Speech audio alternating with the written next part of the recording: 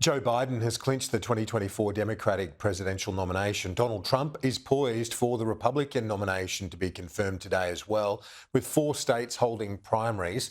Joining me now is Professor of Political Science at Cypress College, Peter Mathews. Thanks very much for your time. This is what we expected. It's been confirmed now, and a rematch that so many Americans don't want to see. Yeah, we're off to the races finally. People were speculating this would be the case. Now it's confirmed. And what's interesting is that the unfavorable ratings of Donald Trump is 29% favorable to 59% unfavorable. Joe Biden is 33% favorable to 54% unfavorable. They're both underwater on the favorability ratings.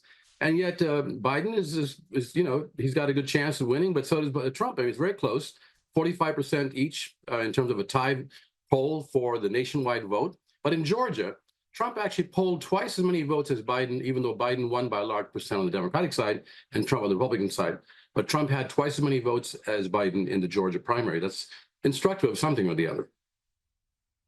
So much of the result in November will come down to the turnout. And the interesting anomaly here is that while Donald Trump drives a lot of his base to vote, he'll get a lot of his own base to turn out. He'll probably be a major force in driving a lot of Democrats to get out and vote as well. Yes, absolutely. It happened in 2020 that many Democrats who voted for Biden really voted against Trump. And this will happen again because Trump has a very enthusiastic group of voters. They are smaller in number, slightly smaller than what Biden has in number, but Biden's coalition is sprawled out and it's not as intense in its feelings about supporting Biden, but they will come out to oppose Trump. It's going to be a really dynamic race because of those different dynamics on both sides. So we should be interested to watch that. Peter, is there any talk of a late Hail Mary pass at the Democratic convention to replace Joe Biden, given the doubts that many Democratic voters themselves have about his ability to serve another term? I don't believe that's really going to happen because it's so far late in the game. And if that happens at the convention, you know what they say, don't change horses in the middle of the stream, right? In this case, it's even more crucial because Biden has already won against Trump back in 2020. His numbers are, picking up. In fact, Trump's numbers went down with women voters in the last week by 5%. So there's a chance, again, state by state election. So it depends on the Electoral College.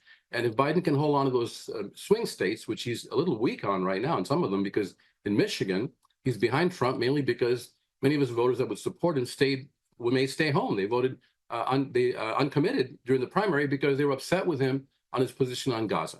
Those kinds of problems are what Biden is facing, but he has to make sure he can bring his people out to vote and generate the anti-Trump enthusiasm because they're not so much for Biden at this point. But Trump has a problem. He cannot expand his base. He's got a very committed base, but he can't seem to expand it to more voters like the Nikki Haley voters, for example.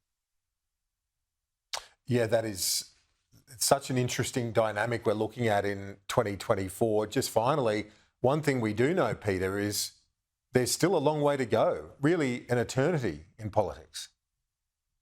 It really is, because 8 months away, that's quite a long time. And by the way, this is the first election, I think, in recent years that this much time is left before the general election from the primaries, the clinching of the primaries. So it's going to be the longest campaign ever in recent history.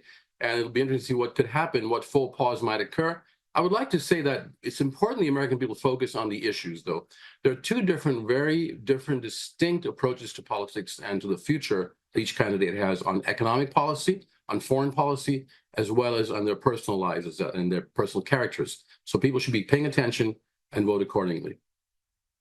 Professor Peter Mathews joining me live from LA. Thanks, appreciate it.